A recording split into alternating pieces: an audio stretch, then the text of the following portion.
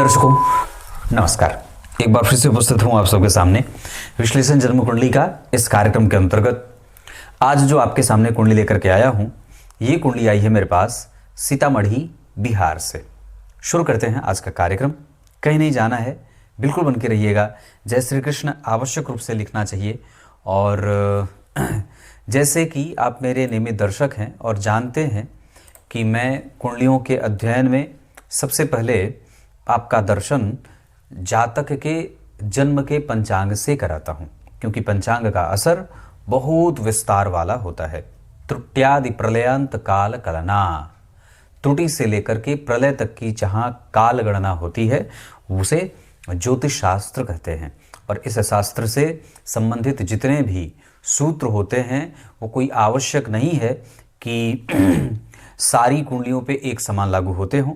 वो कई कुंडलियों पे देश काल और पात्र के आधार पे बदल जाते हैं। ज्योतिष शास्त्र को कभी कुछ भी बताना नहीं पड़ता है, पर ये व्यक्ति के कर्म को परिभाषित भी करती है, कर्म करने का कारण भी बनती है और फल से या प्राप्त फल से प्रभावित भी होती है। दोनों ही चीजें हैं। व्यक्ति क्या काम कर रहा है, उसका असर उसकी कुंडली को कितना नुकसान पहुंचा रहा है, और व्यक्ति जो काम कर रहा है वो क्यों कर रहा है, इस प्रश्न का उत्तर भी कुंडली ही देती है। तो कुल मिलाकर के आपकी यात्रा जन्म के चक्र से शुरू होती है और जन्म के चक्र पे ही आकर के समाप्त भी हो जाती है। क्यों कर रहे हैं और कब तक करेंगे और क्यों ऐसा हो रहा है, इन सारे प्रश्नों का उत्तर आपकी कुंडली आपको बता देती है। आइए विषय पे लेके आता हूं।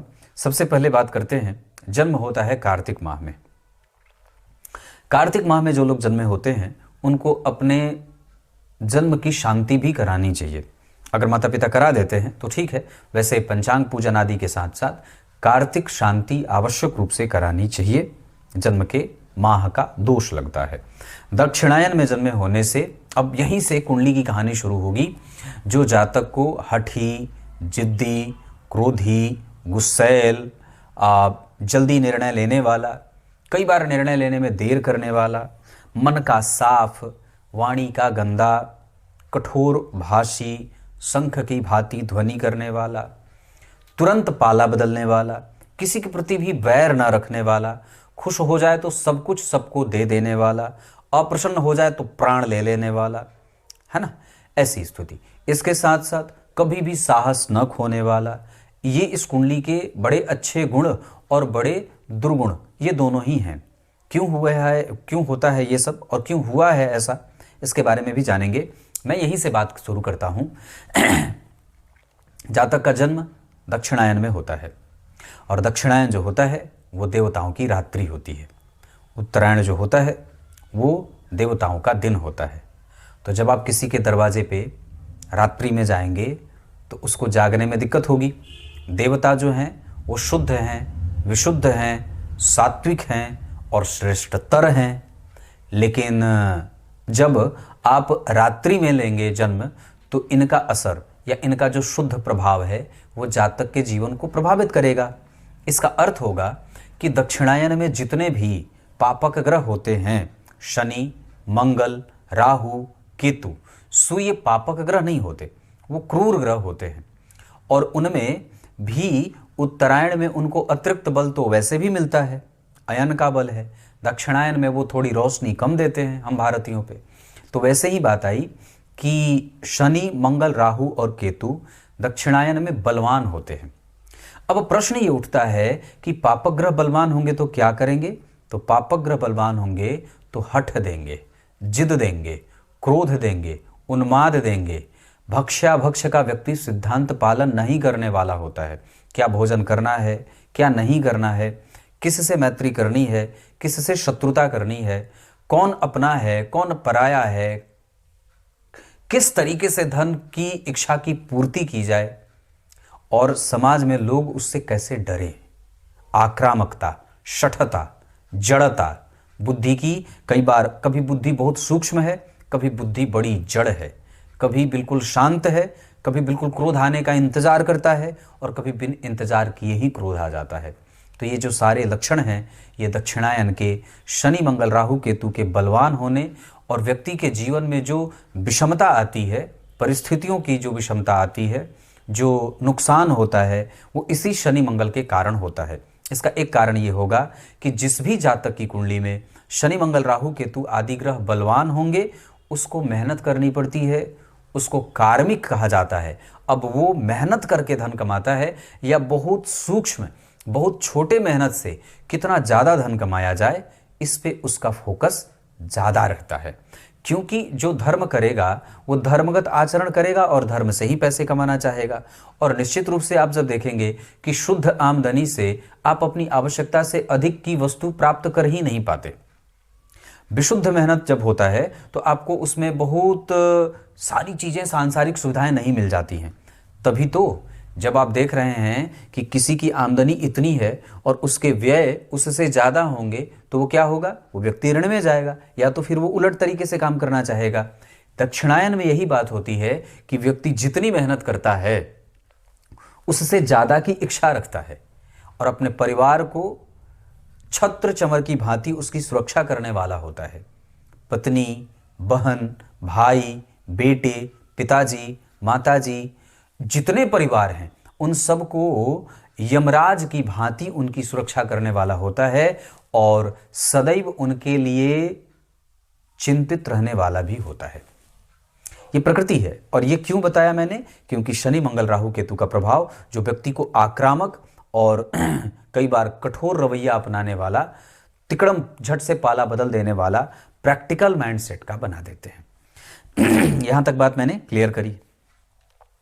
हेमंत ऋतु में जन्मे होने के कारण कई बार व्यक्ति के बहुत ऐसे काम हैं जो यूं ही धरे पड़े हैं पर व्यक्ति की दृष्टि वहां नहीं जाती है और इस वजह से कई बार वो एक तरफा या एक तरीके से किसी एक काम पे बहुत आगे चला जाता है और कोई एक काम जो बहुत ही कम समय लेने वाला है बल्कि उससे उसका लाभ होने वाला है, उस काम पे उसकी दृष्टि नहीं जाती है। इसका अर्थ ये मैं कहना चाहता हूँ कि जो रिसोर्स का जो होता है ना कि बांटना है, अपनी एनर्जी और अपनी टाइमिंग कहाँ देनी है, अपने समय का किस तरीके से विस्तृत रूप से उसका समायोजन करना है ना, उसका जो आवंटन करना होता है कि इस व्यक्ति को इतना, इस धन को यहाँ, इस रिश्ते को यहाँ तक, इस व्यक्ति के साथ इतनी लंबी दूरी मुझे चलनी है, इसमें वो उस व्यक्ति को गड़बड़ी हो जाती है और प्रायः इसकी शिकायत घर और परिवार वालों को रहती है। शुक्ल पक्ष में जन्मे हैं, इस वजह से वस्तुतः व्यक्ति का नेचर जो है वो क्रोधी नहीं है या खराब बोलने वाला नहीं है, ब्राह्मणों का आदर करने वाला है, श्रेष्ठ लोगों का सम्मान करने वाला है और ज्ञान से डरने वाला है। शस्त्र और अस्त्र से डरने वाला नहीं, ज्ञान से डरने वाला है। ये बड़ी ही अजीब कुंडली बन जाएगी। शुक्ल पक्ष के 10वीं तिथि के चंद्रमा और जन्म कुंडली में गुरु हर जगह तुला राशि में, बुध के साथ यहाँ भी, बुध के साथ यहाँ भी और बुध के साथ यहाँ भी। 1000 नहीं 1,00,000% ये बात कह सकता हूं कि व्यक्ति चाहे जो करे नौकरी नहीं कर सकता, व्यापार ही करेगा। और अगर वो नौकरी करेगा भी तो उसकी नौकरी छूट जाएगी, मन नहीं लगेगा, ऊपरी आमदनी के पीछे भागता रहेगा और व्यापार की तरफ ही इस व्यक्ति का दिमाग ज्यादा चलता है। 2 का 3, 3 का 4, 4 का 5 कैसे किया जाए, इस तरफ दिमाग ज्यादा चलेगा। इसका भी कारण बताऊंगा आगे। शुक्ल पक्ष के 10वीं तिथि और यहाँ पे चंद्रमा जो है वो कुंभ राशि का निर्माण कर रहे हैं, जिसके स्वामी शनिदेव कन्या राशि में और इस चंद्रमा के ऊपर मंगल का प्रभाव है।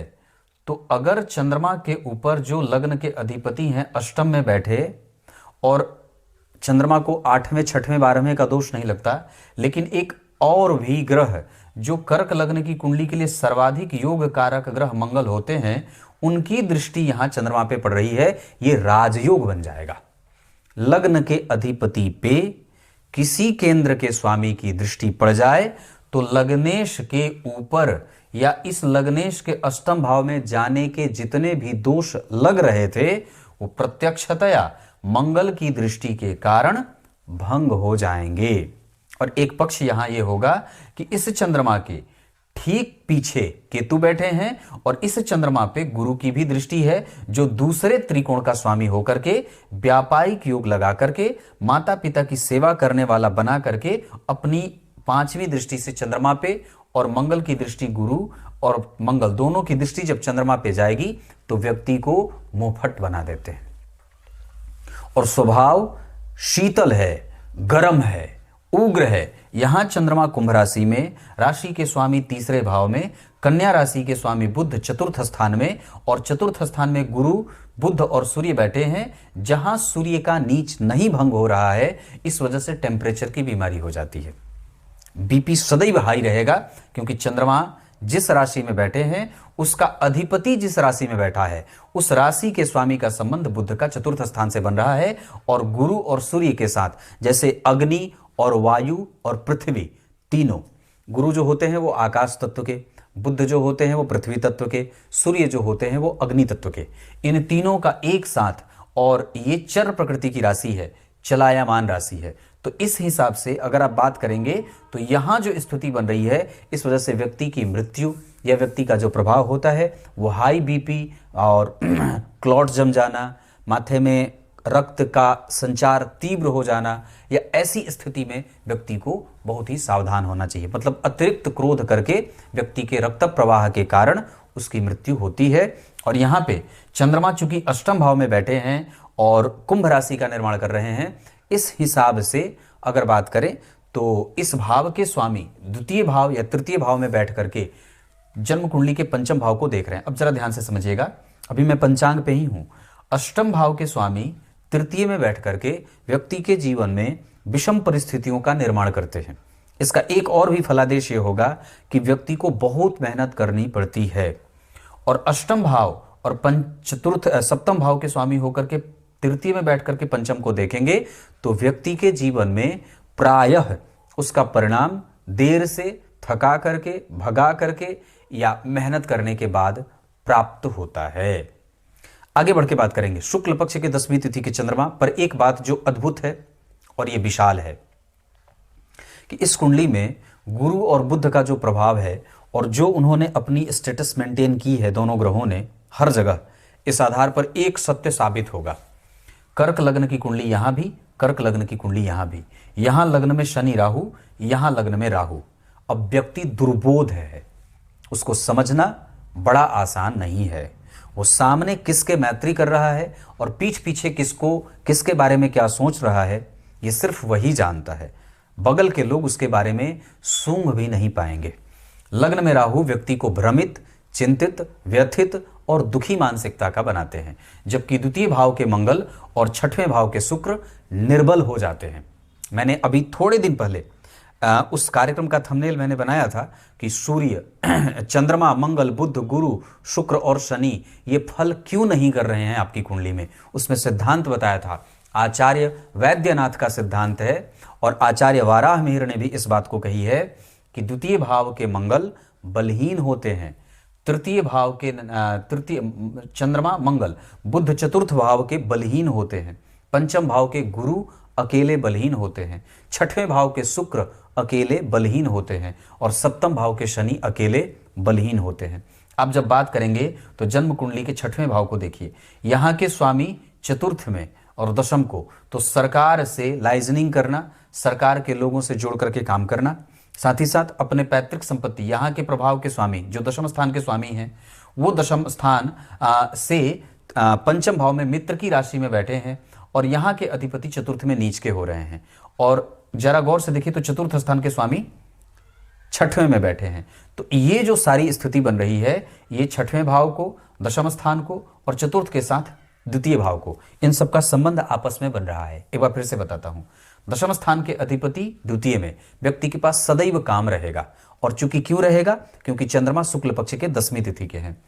द्वितीय भाव के स्वामी चतुर्थ में और किसको देख रहे हैं, दशम से। छठवें भाव के स्वामी गुरु, द्वितीय भाव के स्वामी और दशम स्थान के संबंध, इन सबका संबंध जन्म कुंडली के चतुर्थ और दशम से सबका हो रहा है। इस वजह से प्रायः व्यक्ति अपने पिता के काम को आगे बढ़ाने वाला या पिता के ही सदृश, पिता के सदृश तो नहीं कहूंगा, पर पिता के कार्य को या अपने वंश के कर्म को आगे बढ़ाने वाला होता है। लेकिन यहाँ शुक्र बड़े कमजोर हो रहे हैं, शत्रुग्रही परिवर्तन कर रहे हैं। अब यहाँ पे क्या होगा कि दो परस्पर अगर आपस के शत्रु ग्रह, गुरु शत्रु हैं और शुक्र शत्रु हैं, आपस में दोनों शत्रुगत हैं, पर दोनों मंत्री पद के जिम्मेदार होते हैं। इस वजह से व्यक्ति अब बड़े लोगों से जोड़ करके, नेताओं से जोड़ करके बहुत बड़े बड़े धन का हेरफेर करता है और अपनी जो है वो अपनी जीविका चलाता है। पर इस कुंडली की अच्छी बात क्या है, गुरु यहां भी तुला के, यहां भी तुला के और नवमांश के बाद दशमांशा में भी तुला के। इस वजह से इस कुंडली के सबसे बलवान ग्रह के रूप में गुरु और बुध ही होंगे। अब दोनों में अंतर क्या होगा, कर्क लग्न की कुंडली के लिए 12वें और तीसरे भाव के स्वामी होकर के गुरु चतुर्थ भाव में बुध बैठे हैं, जहां वो निर्बल होते हैं। लेकिन निर्बलत्व की परिभाषा ये कहती है कि ये अकेले बैठे होने चाहिए, किसी भी ग्रह के साथ नहीं बैठे होने चाहिए और उन पे किसी भी ग्रह की दृष्टि नहीं पड़नी चाहिए, तब वो निर्बल कहे जाएंगे। जबकि यह सिद्धांत शुक्र के ऊपर लागू हो रहा है। शुक्र को न तो कोई ग्रह देख रहा है और न तो कोई ग्रह यहां मतलब इसके साथ संबंध है। यह परिवर्तन है जिसको इस सिद्धांत से अलग माना जाएगा। लेकिन यहां पे शुक्र कमजोर होते हैं और नैसर्गिक रूप से यहां से शुक्र का बल कमजोर पाया जाता है। ऐसी अवस्था में व्यक्ति के जीवन में प्रायः शत्रु हावी रहते हैं और वो एक समस्या से निकले तो दूसरी समस्या उस पर तुरंत हावी रहती है। इसका एक कारण और होगा, 12वें भाव के अधिपति जन्म कुंडली के 6वें भाव के अधिपति के साथ नीच के सूर्य के साथ चतुर्थ भाव में बैठे हैं। अब सिद्धांत क्या कहता है कि जन्म कुंडली के चतुर्थ स्थान में सूर्य और बुध बलहीन हो जाते हैं और जन्म कुंडली में गुरु पहले ही राहु और केतु के एक्सिस के मध्य और 12वें भाव के स्वामी के साथ अष्टम भाव या 6वें भाव या तीसरे भाव के स्वामी जब कभी केंद्र में बैठेंगे तो ये अपनी दशाओं में या अपनी दशा के अतिरिक्त जब कभी भी इनका मूवमेंट ऐसा होता रहे तो ये व्यक्ति के जीवन से अचानक से धन की हानि कराते हैं। तो बुध की दशा गुरु की दशा जब कभी भी इस कुंडली में आएगी, या गुरु में बुध हो, शुक्र में बुध हो या राहु में बुध हो, तो जब कभी भी ये दशा आएगी बुध की या शुक्र की या गुरु की, तो व्यक्ति को बहुत ही बड़ी संपत्ति की हानि होती है। क्लियर है? अब आगे बढ़ के बताता हूं। शतभिखा नक्षत्र, वस्तुतः ये नक्षत्र राहु का है, पर वस्तुतः इसके जो स्वामी देवता हैं वो वरुण देव हैं। तो अपने घर में कृत्रिम बावड़ी बनानी चाहिए। बावड़ी बनाने का मतलब है कि मतलब तालाब छोटा सा, बहुत ज़्यादा बड़ा नहीं, जैसे 2-4 हाथ लंबा 2-4 हाथ चौड़ा, एक पानी भरा हुआ ऐसा छोटा सा पोखरा रहे, तालाब रहे और उसमें कमल के बीज डाले जाएं और उस कमल के पत्ते को अपने गले में उसको ऐसे गोल करके छोटी सी ताबीज बना करके उसको अपने गले में डाला जाए, चांदी के ताबीज में भर के। तो कमल के पौधे का दर्शन और कमल के पुष्प का ठाकुर जी को चढ़ाना इस व्यक्ति के जीवन के समस्त समस्याओं का अंत करेगा। और वैसे भी नित्यकर्म पूजा पद्धति में भगवान ठाकुर जी के बारे में एक बड़ी अच्छी बात कही गई है कि भगवान को नीला पुष्प कमल का बड़ा प्रिय है। तो नीला और लाल अगर कमल अपने घर में उगाए जाएं, कमल गट्टे की बीज आप रगड़ करके उसको पानी में डाल देंगे, वो 10 से 15 दिन में तैयार हो जाता है और इसको आप अपने घर के लगभग सभी कोनों में इसे सजा करके रख सकते हैं। साथ ही साथ जब कभी भी कोई व्यक्ति मेहमान के तौर पे या ब्राह्मण या कोई श्रेष्ठ व्यक्ति या कोई नेता या किससे भी जिससे भी आपके काम बनते हो, अगर वो मिल रहा हो तो उसको कमल के पुष्प भेंट स्वरूप दिए जाएं। इससे आपके इस शतभिखा नक्षत्र से संबंधित जितने भी दोष होते हैं, कार्तिक माह में जन्मे होने के जितने भी दोष होते हैं, इस कमल के उपहार स्वरूप पुष्प के देने से और उसके पत्ते को धारण करने से और अब नित्य कमल के फूल का दर्शन करने से ठाकुर जी की असीम कृपा होती है और व्यक्ति धनहीन नहीं होता, धनवान सदैव बना रहता है। अब बात करते हैं ध्रुव योग की। ध्रुव योग में जो जातक जन्मा होता है वो अटल और अविनाशी भी होता है। वो शरीर से और बुद्धि से दोनों ही तरीके से अपने स्टेटस को बनाए रखने के लिए, अपना डर समाज में स्थापित रखने के लिए और लोगों तक अपनी पहुंच बनाए रखने के लिए किसी भी हद तक जाने को तैयार रहता है। ध्रुव की भांति जैसे जो भक्त ध्रुव थे उनके ही नाम पे इस योग का नाम ध्रुव पड़ा है। इसका अर्थ होता है कि व्यक्ति अपने सीमाओं का चाहे कितना उल्लंघन कर दे, पर अपनी सीमाओं का किसी दूसरे के द्वारा उल्लंघन नहीं होने देना चाहता है। ये भले किसी दूसरे के काम में हस्तक्षेप कर दे, पर किसी तीसरे व्यक्ति का हस्तक्षेप इसके काम में इसको जरा भी सुहाता नहीं है। शूद्र वर्ण और राक्षस गण ये सारे व्यक्तित्वों का निस्तारण कर देता है, जैसे बता देता है। शूद्र वर्ण हठ, जिद, ईर्ष्या, द्वेष, छल, कपट, मोह, मात्सर्य, आलस्य, प्रमाद, कुंठा, प्रवृत्ति, ये जो जितनी भी चीजें हैं ये सब देवता हैं हमारे शरीर के।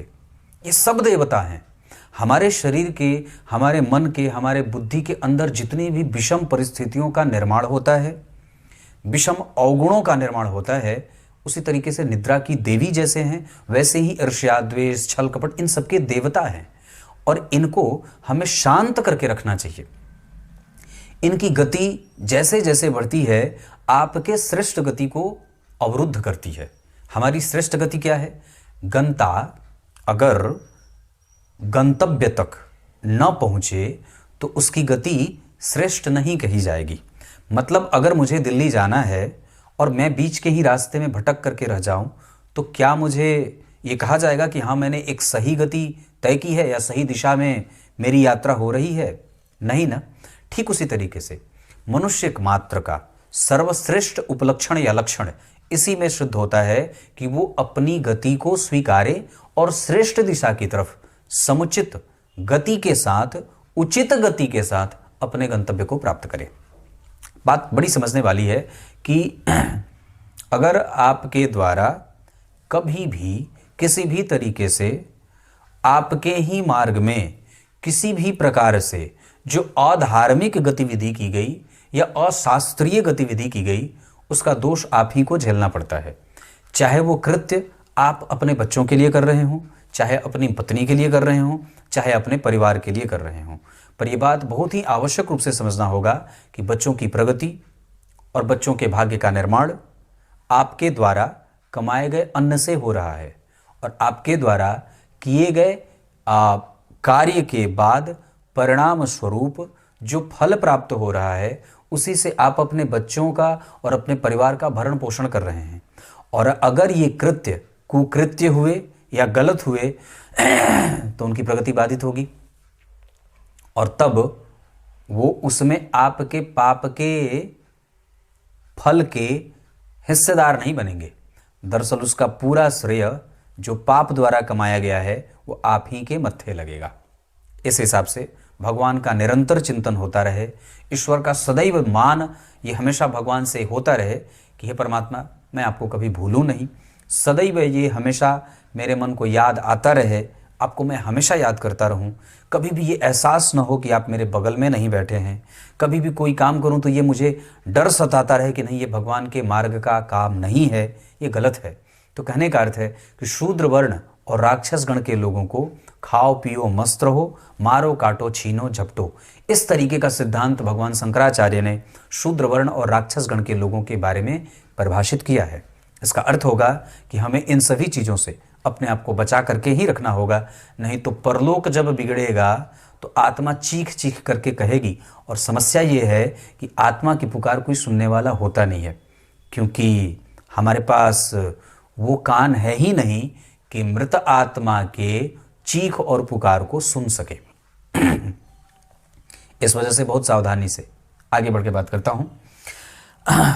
अब पंचांग तो मैंने बता दिया, ग्रह पे लेके आता हूं। कर्क लग्न की कुंडली बनती है, लग्न का मान 0 अंश का बना है। अब जरा देखिएगा तो मीन, मेष, कर्क और सिंह, वृश्चिक और धनु, ये जो लग्न होते हैं ये गंडांत लग्न कहे जाते हैं। आपकी कुंडली जो बनी है अगर कर्क लग्न के 0 अंश से लेकर के और 3 अंश के अंदर है, जैसे यहाँ पे जो लग्न बना है वो 0 अंश 44 कला का है और कर्क लग्न है, तो कर्क लग्न के 0 अंश से लेकर के 3 अंश के बीच का अगर लग्न का मान रहेगा तो इसे गंडांत लग्न कहते हैं। और इसका परिणाम शास्त्रगत अच्छा और उत्तम नहीं बताया गया है। दूसरा कारण कि लग्न में राहु बैठे हैं और वो भी एक अंश के बैठे हैं, और वो दोनों ही स्थितियां जो बनी हैं तो राहु के ऊपर किसी शुभ ग्रह की कोई दृष्टि नहीं, और उल्टे लग्न के अधिपति अष्टम भाव में जिस राशि में बैठे हैं इस राशि का अधिपति इस कुंडली के लिए मारक ग्रह होता है, और केतु इस कुंडली के लिए प्रधान मारक ग्रह और मंगल इस कुंडली के लिए प्रधान मारक ग्रह के रूप में जाने जाएंगे। मारक भाव में बैठे ग्रह मारक ग्रह होते हैं, मारक भाव में बैठे ग्रह मारक ग्रह होते हैं। यहां पे चंद्रमा कष्ट देने वाले ग्रह होंगे, मारकेश नहीं होंगे। मारक सप्तम भाव और द्वितीय भाव होता है, अष्टम भाव मृत्यु तुल्य कष्ट देता है। मतलब चंद्रमा की जब दशा आएगी या बुध की जब दशा आएगी तो संसाधन छीन जाएगा, क्योंकि संसाधन के भाव में बैठे हैं।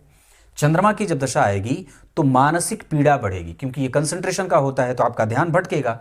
जबकि शुक्र की दशा में शत्रु बने रहेंगे, गुरु के कारण व्यक्ति के सुख की जो स्थिति बन रही है और दुख की जो स्थिति बन रही है वो प्रायः शत्रु से घूम करके प्राप्त होती हुई दिखाई दे रही है। तो हमें सावधान कब रहना है?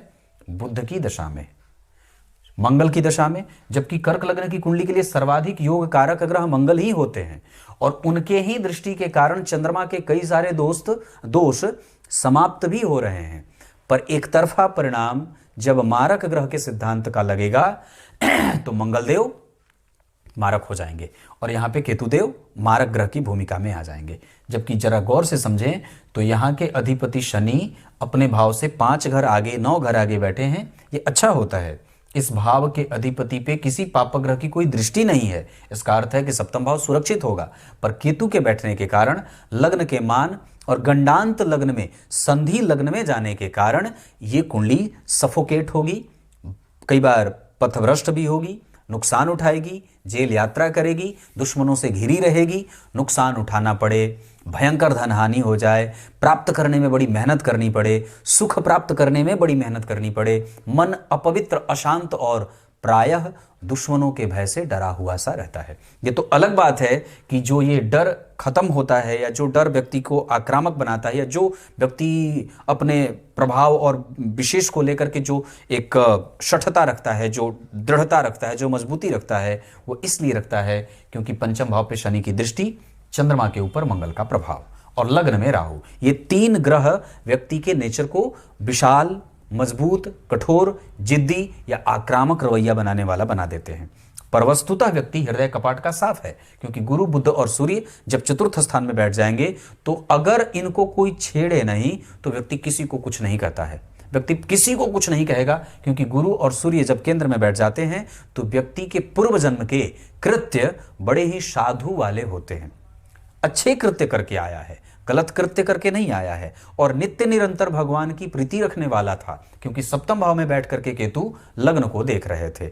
पर समस्या क्या है कि यहां गुरु, सूर्य और बुध बैठ जाते हैं तो ज्योतिष का सिद्धांत लगेगा कि व्यक्ति का मन विकल, नींद पूरी नहीं है, घर में थोड़ा बहुत करकर भी है, कष्ट भी हो रहा है, मन अशांत है, चित्त भ्रमित है और प्रायः डरा हुआ है कि कल को मेरे शत्रु मुझ पे ये हावी ना हो जाएं, कल ये ना हो जाए, मेरी संतति को ये ना हो जाए, मेरे बच्चों को ये ना हो जाए, मेरी पत्नी को ये ना हो जाए, मेरे घर परिवार के लोगों को ये जो डर सताता रहता है वो इसी गुरु, बुध और सूर्य के कारण है। पर वस्तुतः बाय नेचर जब गुरु और सूर्य केंद्र में हो जाते हैं तो व्यक्ति शुद्ध होता है, सात्विक होता है, ज्ञान अर्जन करने वाला होता है, धर्मज्ञ होता है। शनि की राशि बनी है 6वें अष्टम भाव में, यहां चंद्रमा बैठे हैं तो चरित्र चिंतन में लगा रहे, धर्म में लगा रहे, ज्योतिष की बातों को समझने वाला रहे, पुराणों की बातों को सुनने वाला रहे, भले चाहे मन कितना भी विकल भटका रहे पर स्थिर होना चाहता है, वो शांत होना चाहता है। उसके पीछे का कारण कि केतु लग्न को देख रहे हैं, और जो ये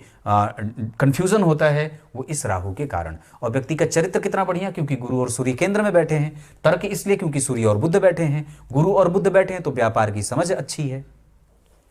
ये ऐसी कुंडली बनी है। तो मूलतया जो समस्या की मूल जड़ है वो गंडांत लग्न है, क्योंकि कर्क लग्न के 0 0 0 1 1 1 2 2 2 3 3 3 मतलब इतने अंश पे, इतने अंश, इतने कला, इतने विकला पे अगर कुंडली का निर्माण होगा तो वो गंडांत में जाएगा, जो व्यक्ति के जीवन को कई बार परेशानियों से भरा हुआ, सफलता प्राप्त करने में दिक्कत प्राप्त करने वाला, दिक्कत से मेहनत करने के मतलब आप समझ गए होंगे जो कठिनाई आती है।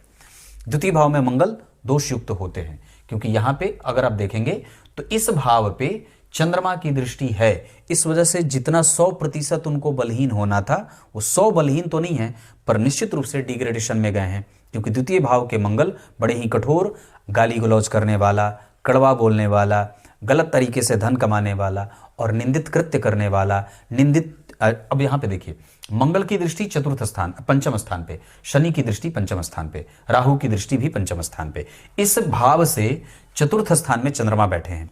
तो वस्तुतः व्यक्ति का विवेक देर से जागृत होता है, होता जरूर है, उसको अपनी गलती का एहसास होता जरूर है, क्योंकि विवेक भाव के स्वामी या विवेक भाव से केंद्र में चंद्रमा बैठे हैं। लेकिन बुद्धि, विवेक और ज्ञान के बल पे राहु, मंगल और शनि की दृष्टि होने के कारण और इस भाव के ठीक पीछे गुरु, बुध और सूर्य के बैठने के कारण विवेक शून्य या विवेक शून्यता का परिचय व्यक्ति के जीवन में होता है। इस वजह से जब शनि और मंगल का संबंध किसी एक भाव से बन जाए या पंचम भाव से बन जाए तो व्यक्ति का यश, व्यक्ति की मान की प्रतिष्ठा, धन मान पद प्रतिष्ठा, कुल गौरव, गोत्र, संतान, दाम्पत्य, बुद्धि, विद्या, विवेक, ज्ञान जो भी होता है उन सभी चीजों में एक तरीके से कलुषित भावों की उत्पत्ति होती है। वहां से कठोरता देखी जाती है, वहां से हड़बड़ी, गड़बड़ी, बेचैनी या बेपरवाही, लापरवाही, ये सब देखने को मिल जाता है।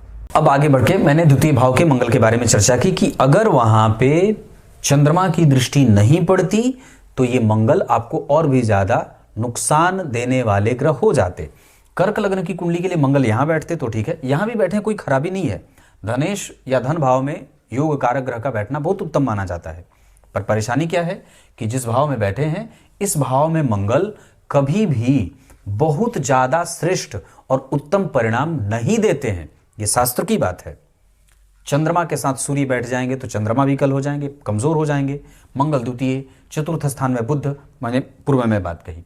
तो इसके बाद यहां पे जो शुक्र की स्थिति बन रही है, यानी कि इस कुंडली में अगर आप ध्यान से देखें तो एक बल यहां ये मिल रहा है कि वर्गोत्तम लग्न की कुंडली है।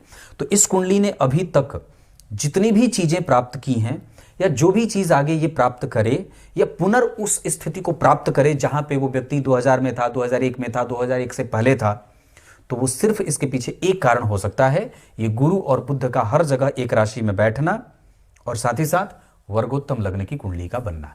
क्योंकि यहाँ के भाग्य भाव के स्वामी यहाँ के लग्नेश बन रहे हैं, यहाँ भी लग्न में राहु बैठ रहे हैं, यहाँ पे शनि व्यक्ति में किसी भी तरीके से उल्टे पुल्टे काम करके या जैसे भी दिमाग लगा करके ज़्यादातर कई बार जैसे होता है कानून के दृष्टि से बचा करके जो काम किया जाता है, इलीगल ऐसे भी कृत्य करके, ये कई बार राजनीति का प्रभाव जमा करके, ऐसे इस तरीके के कामों से व्यक्ति धन कमाते देखा जाता है। एक बात और है कि लग्न में राहु व्यक्ति को एक नहीं, उसको कई सारा काम करने वाला बना देते हैं। तो अगर राहु यहां बैठे हैं, अगर राहु यहां बैठे हैं और अगर राहु यहां बैठे हैं तो ये बात 1000% लागू होगी कि व्यक्ति कभी भी एक तरफ दिमाग नहीं लगाएगा, उसका दिमाग 25 तरफ घूम रहा है, वो चारों दिशाओं में, वो 10 दिशाओं से धन कमाने के लिए प्रेषित है और रोज कुछ ना कुछ धन कमा लेता है। इसका एक कारण और बताऊंगा कि अगर ये कुंडली सफल होगी तो कर्क लग्न के कारण और गुरु और बुध के कारण, और अगर जीवन में जो परेशानी बन रही है वो मंगल, शुक्र और गंडांत लग्न के कारण और गुरु, बुध और सूर्य के भी कारण। यहां पे स्पष्टतया चीजें देखी जा रही हैं कि हृदय पटल साफ है, पर परिस्थिति ऐसी बनती है कि व्यक्ति वैसा हो नहीं पाता है। आप नहीं चाहते कि, या व्यक्ति नहीं चाहता है कि वो किसी से दुश्मनी सामने से प्रत्यक्षतया करे, पर परिस्थिति ऐसी बनेगी, ये बन नहीं देंगे। क्यों नहीं बनने देंगे? क्योंकि जब यहां पे बहुत सारे ग्रहों का जमावड़ा लगेगा तो आपको वो जिससे प्रसन्नता मिलेगी ना, वो काम वो करने में जाने ही नहीं देंगे, या कई बार वो परिस्थिति बिगाड़ देंगे। तो व्यक्ति जानबूझ करके फिर ये कहता है कि मैं तो नहीं चाहता कि ऐसा हो, पर मुझे करना पड़ता है। तो ये ऐसा इन्हीं ग्रहों के कारण होता है। क्लियर है? छठवें भाव के बारे में मैंने बात की। तीसरे भाव के बारे में अगर बात करें तो यहां की स्थिति मैंने कही मेहनत करनी पड़ती है, और पंचम भाव पे शनि, मंगल, राहु, केतु का जो प्रभाव होता है वो व्यक्ति को दोषयुक्त विचारों वाला भी बना देता है। कई बार भक्ष्याभक्ष्य के सिद्धांत का पालन व्यक्ति से नहीं होता है, और खास करके शनि, मंगल, राहु, केतु और शुक्र की दशा में व्यक्ति को मेहनत करनी पड़ती है और व्यक्ति उसी को अपना स्वरूप वस्तुतः समझ लेता है। मेहनत मैं इसलिए करता हूं क्योंकि मैं मेहनती हूं, ये नहीं है। इसलिए आप मेहनत करते हैं क्योंकि आप मेहनत नहीं करेंगे तो मिलेगी नहीं चीज, है ना। और कम मेहनत करके बहुत ज्यादा जो प्राप्त करने की इच्छा होती है वो इसी पंचम भाव पे शनि, मंगल, राहु, केतु के प्रभाव के कारण, क्योंकि पंचम भाव परिणाम का होता है, मेहनत करने के बाद जो प्रतिफल जातक को प्राप्त होता है वो जन्म कुंडली के पंचम भाव से और दूसरे भाव से देखा जाता है। जब इन भावों पे पापक ग्रहों का प्रभाव ज्यादा बढ़ जाएगा तो व्यक्ति को देर से, विलंब से या ऐसे करके उंगली टेढ़ी करके धन कमाने की स्थिति बनती है। सप्तम और छठवें अष्टम भाव के बारे में मैंने बात की, छठवें, सातवें, आठवें, ये आपने इस चक्र को समझा। नवमांश के बाद मैं थोड़ा देर से आऊंगा। दशमांशा में मीन लग्न की कुंडली बनती है लग्नेश अष्टम में। मतलब जो कोई भी शास्त्रगत बात आई कि दशमांशा चक्र का लग्नेश अगर अष्टम भाव में जाए तो व्यक्ति को दिमाग लगाना पड़ता है। दिमाग जो है वो उसमें लगाएंगे तब जाकर के सफलता मिलेगी। और दशम स्थान में जो लाभ और 12वें भाव के स्वामी बैठे हैं, यहां व्यक्ति किसी भी तरीके से गलत और सही करके धन कमाने वाला होता है। द्वितीय भाव में उच्च के सूर्य और क्या बोलते हैं उच्च के मंगल, धन भाव के स्वामी उच्च के, तो लाभ 100% है। और इस कुंडली में 2000 अगर बात कर दें तो आगे जो दशा अभी चल रही है उसके आधार पर, अभी तो खैर मारक ग्रह शनि की दशा चल रही है, वैसे इस कुंडली के मारकेश होते हैं पर मारक होंगे नहीं, पर केतु की दृष्टि के कारण जब कभी भी शनि में केतु का, यानी कि एक समय 2017 से लेकर के 18 तक का समय जो मानसिक पीड़ाओं का रहा होगा, और एक समय अभी और आने वाला है जब 2025 के फरवरी से लेकर के 2027 के दिसंबर तक ये एक बार फिर से मानसिक संताप या मानसिक कष्ट, कई बार विपरीत परिस्थितियों का निर्माण करने वाला होता है। लेकिन अब फिर से आपकी कुंडली में बुध की दशा आने वाली है। उसी बुध की दशा में नुकसान हुआ था, फिर से बुध की दशा आने वाली है। इस वजह से बहुत सतर्क, बहुत सावधान, भगवान में प्रीति, ईश्वर में आस्था, ईश्वर के बनाए गए नियम और कानूनों के आधार पे धन कमाने की योग्यता हासिल करनी होगी। जितना ज़्यादा हो सके शुद्ध व्यवहार और शुद्ध धन कमाने की स्थिति बनानी चाहिए। ये कुंडली ट्रांसपोर्ट आदि के क्षेत्र में भी धन अच्छा कमा सकती है, ऐसा भी योग इस कुंडली में लगा हुआ है। अब यहां से मैं आप लोगों को इस कुंडली के मूलतया मैंने बहुत सारी चीजों पे चर्चा कर दी है। दशमांशा चक्र में जो अष्टम भाव में बैठे, इस कारण से व्यक्ति का काम आरंभ में धीरे धीरे धीरे होता है, बाद में चल करके उसको स्टेबिलिटी मिलती है। लेकिन एक अच्छी बात क्या है कि यहाँ गुरु के साथ बुध बैठे हैं। जो व्यक्ति जो भी मेहनत करता है उस पर विश्वास करता है और उससे कभी भी अडिग रहता है, वो उसमें कभी भी ये नहीं सोचता कि नहीं ये नहीं होगा। जो काम हाथ में ले लिया उसको पूरा करने का जो बल है वो इसी गुरु और बुध के कारण आता है। जो साहस है, जो अनुभव है, जो चीज़ों को समझने की शक्ति है, वो इस केतु के कारण है।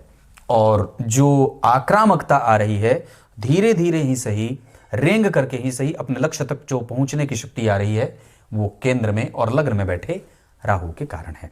ये लगभग ऐसे ही ग्रह परिणाम करेंगे। अब मैं मूल बातों पे लेके आऊं। 7 अंक और 5 अंक इस कुंडली के लिए अच्छा रहेगा। शत्रुता कभी ना करें मेष, सिंह और धनु वालों से। मित्रता सदैव अच्छी रहेगी वृश्चिक और मीन वालों से।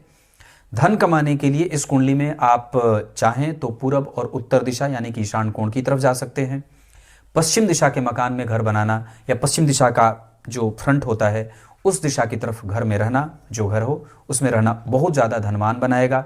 गाय की सेवा इस कुंडली को बहुत अच्छी करेगी। भूमि से उपजा करके अगर कुछ धन कमाया जा सके उस पर भी कर सकते हैं। इस कुंडली में ये इतनी सारी चीज़ें हैं। इस कुंडली का जो व्यवहारिक पक्ष है वो बड़ा उत्तम है।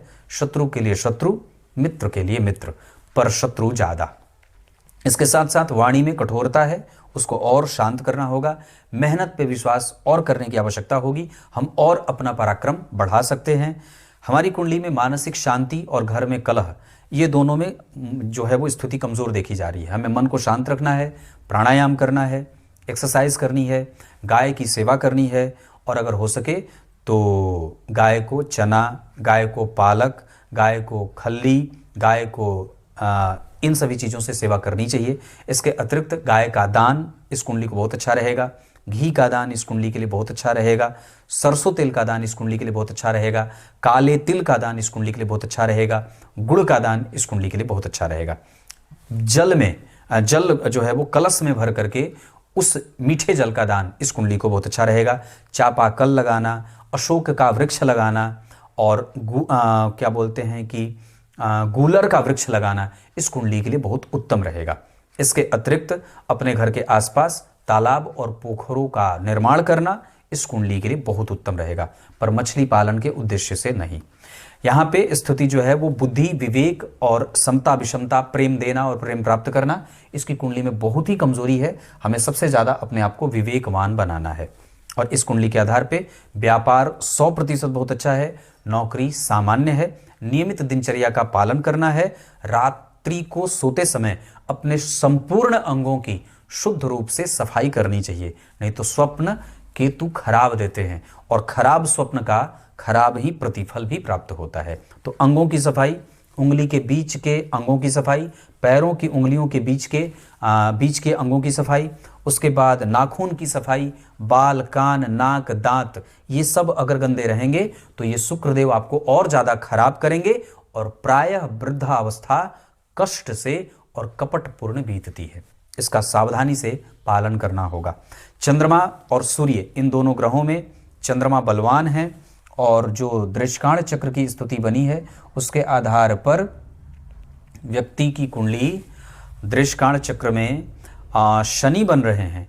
इस वजह से व्यक्ति को नरक लोक से आते हुए देखा जा रहा है और आत्मा चूंकि कहाँ जाने वाली है, इस सिद्धांत के आधार पर हमें अपने कर्म पे बहुत फोकस करने की आवश्यकता है, नहीं तो पता चला कि परलोक बिगड़ जाएगा। क्योंकि सूर्य और चंद्रमा में से चंद्रमा बलवान हो रहे हैं और चतुर्थ स्थान में चंद्रमा, सूर्य कमजोर हो जाते हैं, बलहीन हो जाते हैं, दिग्बल क्षेत्र से विपरीत हो जाते हैं। लेकिन चंद्रमा यहाँ पे बलवान हो रहे हैं क्योंकि पश्चिम दिशा की तरफ बढ़ रहे हैं, क्या बोलते हैं कि नवम दिशा की तरफ बढ़ रहे हैं, नवम भाव की तरफ बढ़ रहे हैं, नैऋत्य कोण की तरफ बढ़ रहे हैं इस हिसाब से। और दृष्काण चक्र में वो शनि की राशि में जा रहे हैं। इस पर मैंने कार्यक्रम अभी पूर्व में ही बनाया था कि आत्मा कहाँ से आई है। तो इस हिसाब से शनि जो होते हैं वो नरक गामी बनाते हैं, नरक लोक बनाते हैं, नरक लोक से व्यक्ति की आत्मा आई है। पर हमें व्यक्ति मात्र का, मानव मात्र का प्रथम उद्देश्य होता है अपनी आत्मा की गति को परमात्मा में मिलाना और आत्मा को देवलोक में स्थापित करना, पितरलोक में स्थापित करना, नरक लोक में स्थापित नहीं करना और वापस इस धरती पे नहीं आना। ये आत्मा का सर्वोत्कृष्ट लक्ष्य होता है। अज्ञानता के मार्ग को त्याग करके भगवान के नित्य नामों का स्मरण करते हुए हम अपनी आत्मा को जहां से आए हैं, मतलब देवता के अंश हैं, तो उसी में जाकर के अंश का अंशी में जाकर के समाहित हो जाना ही परम लक्ष्य होता है, जो ज्ञान के उदय होने से या ज्ञान के प्राप्त कर लेने से ही सिद्ध होता है।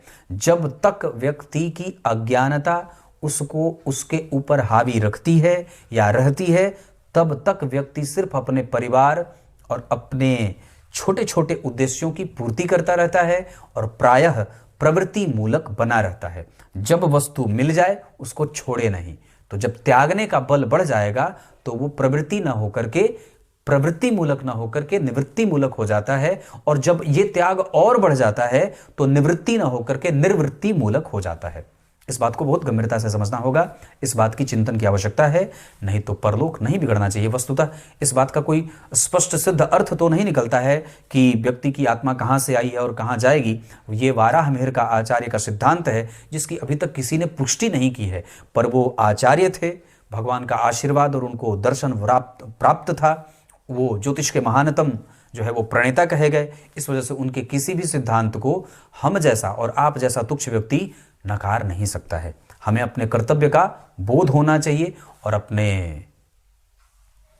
स्थिति का आकलन ये हमारे जैसे बुद्धिमान व्यक्ति ही कर सकते हैं।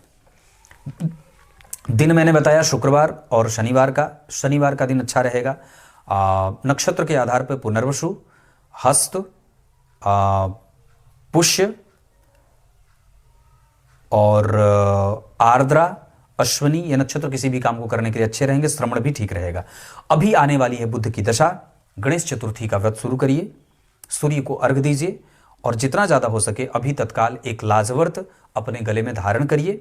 और साथ ही साथ पीपल के वृक्ष की पूजा और उसकी परिक्रमा ये बहुत आवश्यक रहेगी। काम आप अगर और बढ़ाना चाहते हैं तो ट्रांसपोर्ट के क्षेत्र में, शेयर बाजार आदि के क्षेत्र में और सूद पे पैसे चलाने के क्षेत्र में भी काम कर सकते हैं। वैसे ये तीनों ही काम में से ट्रांसपोर्ट सबसे ज़्यादा अच्छा है। सूदखोरी का काम संतति की बुद्धि को खराब करता है, जबकि शेयर बाजार का काम सिर्फ तात्कालिक सुख देता है, बाद में उसका कोई आपके पास वो सुख प्राप्त नहीं होता है, उसका सिर्फ भौतिकीय सुख प्राप्त होता है। आध्यात्मिक सुख उसका प्राप्त नहीं होता है। चंद्रमा की दशा में सावधानी रखनी होगी, मंगल की दशा में सावधानी रखनी होगी, शुक्र की दशा में सावधानी रखनी होगी। चंद्रमा की दशा में स्वास्थ्य का, केतु की दशा में आयु का, शुक्र की दशा में शत्रुओं का, मंगल की दशा में धन का और शनि की दशा में मेहनत का प्रतिफल कई बार नुकसान और लाभ देता है। तब तक के लिए बहुत बहुत नमस्कार।